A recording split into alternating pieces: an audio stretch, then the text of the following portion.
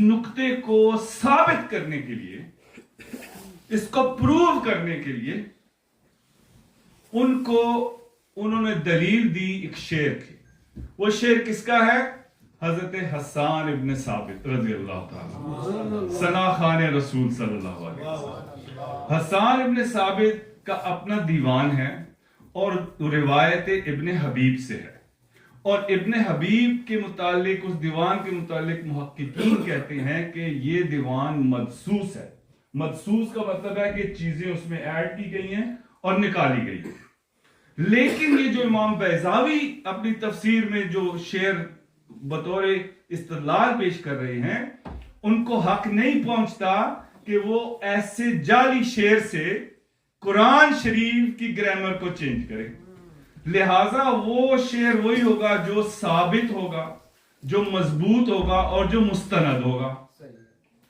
اب انہوں نے وہ شعر لکھا اور اس شعر کی مثلا کامنٹری دیکھیں بیضاوی کی.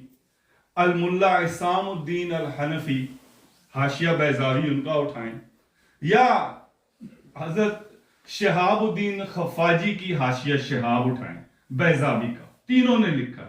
وہ کیا کہتے ہیں کہ حسان ابن ثابت کا کیا فرمان ہے؟ ہم وہاں پہنچ آئے جہاں میں آپ کو لانا چاہتا. کیا فرماتے ہیں؟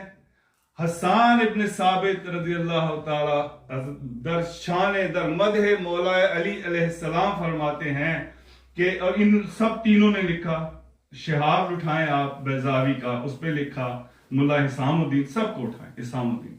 وہ کہتے ہیں الیس اول من صلی لقبلتکم، کیا وہ سب سے پہلا نہیں ہے جس نے تمہارے قبلے کی طرف نماز پڑھی؟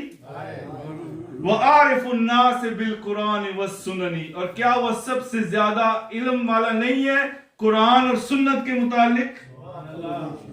یہ آپ کے دعوے جھوٹے ہیں کہ ہم صحابہ کو مانتے ہیں.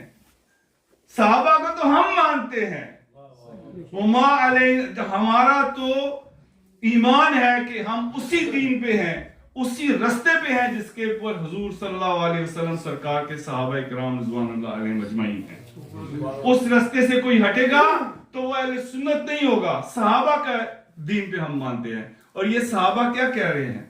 الیس اول من صلی لقبلتکم، اور الیس اول من صلی لقبلتکم، لام جو یہاں لقبلہ میں ہے یہ بمعنی الہ ہے. تو بیضاوی کہہ رہے ہیں یہ جو لام ہے بمعنی الہ ہے. دیکھو حسان بن ثابت کا شعر، اور شعر خدا کی قدرت مولا